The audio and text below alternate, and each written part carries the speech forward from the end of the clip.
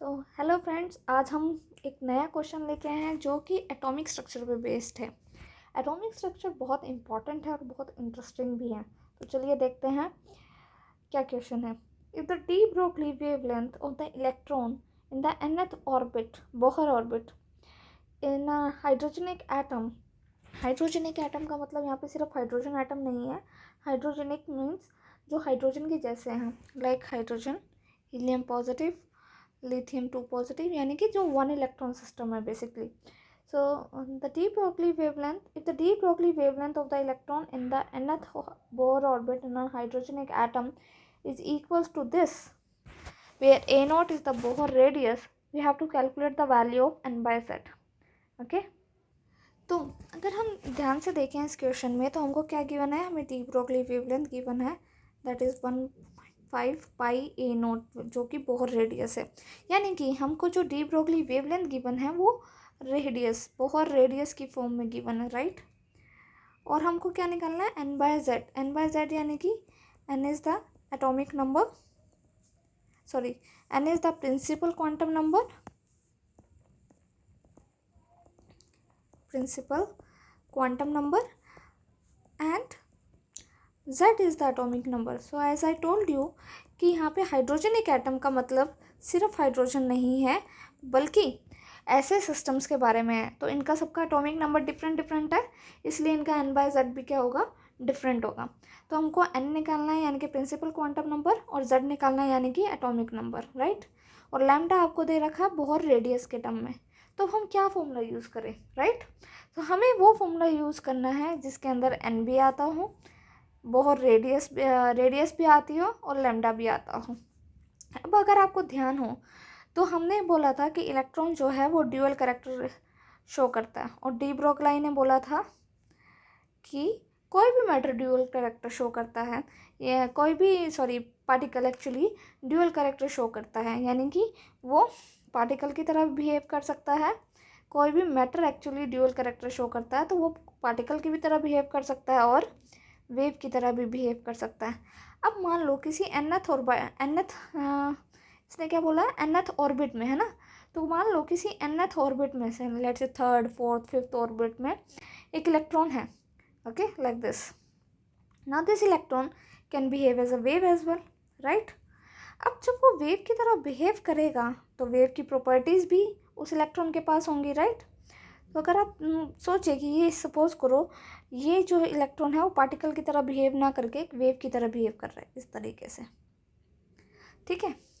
अब अगर ये वेव की प्रॉपर्टीज़ को फॉलो करता है, बिकॉज यहाँ पे क्या है, एक वेव है, और वो वेव क्या कर रही है, पूरे न्यूक्लियस के अराउंड चक्कर लगा रही है, राइट। तो अगर एक वेव है तो सपोज करो ये वेव ऐसे चलते हुए वापस मिल रही है, राइट।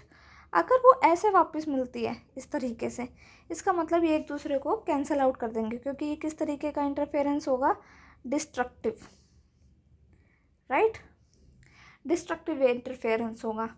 तो उसकी वजह से ये एक दूसरी वेव्स को कैंसिल कर देंगे और ये पोर्शन खाली हो जाएगा, empty, and that can not be possible, right. आपका जो वेव है, जो सर्कल है, वो कंप्लीट होना चाहिए, क्योंकि ये हमारा एटॉमिक स्ट्रक्चर, नील्स बोर का मॉडल सिस्टम यही बोलता है कि इलेक्ट्रॉन जो है वो न्यूक्लियस के अराउंड चक्कर काट रहे हैं एक पर्टिकुलर पाथ पे, that is known as orbit. अब इलेक्ट्रॉन अगर ऐसे रिवॉल्व कर रहा है तो जो वेव है वो भी ऐसे होनी चाहिए, राइट, क्योंकि दोनों है तो एक ही चीज़ ना। तो अब ये कब पॉसिबल है कि वो परफेक्टली उसका एक रिवोल्यूशन कंप्लीट कर दे, जब, क्योंकि अब मान लो आपके पास एक वेव है तो ये उसका वेवलेंथ होगा, right.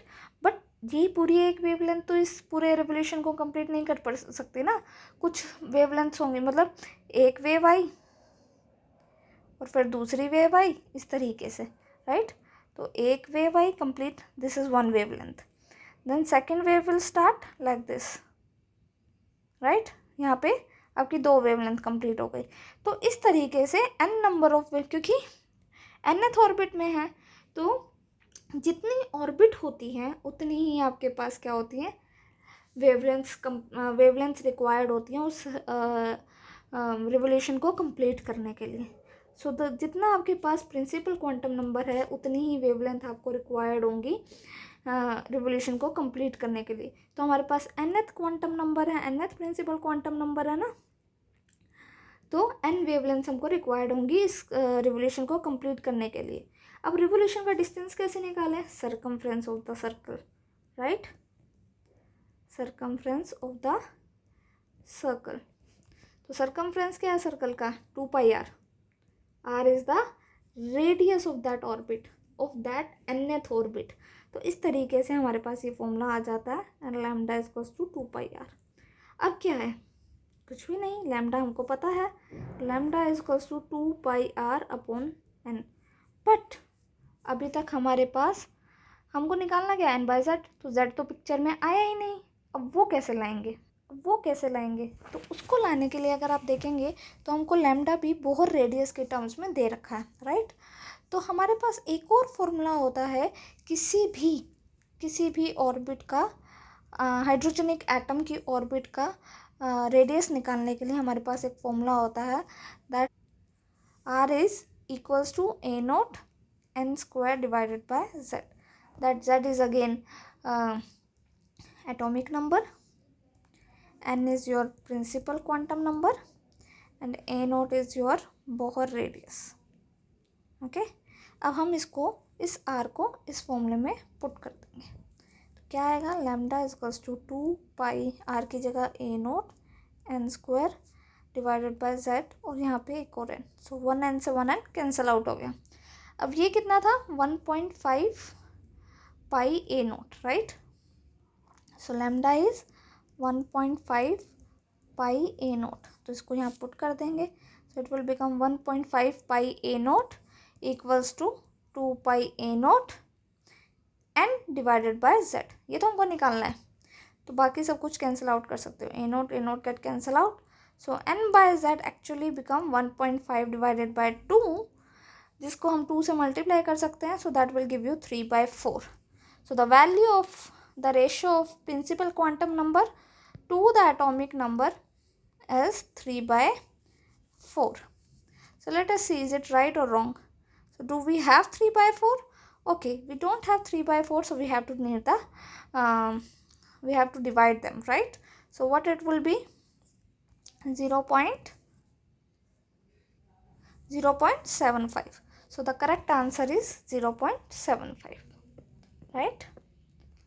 Did I do? No, 0.75. So for more videos like this, for extreme explanation, please like, subscribe and share the channel. And if you have any kind of doubt, you can write it in the comment section. Thank you. Bye bye.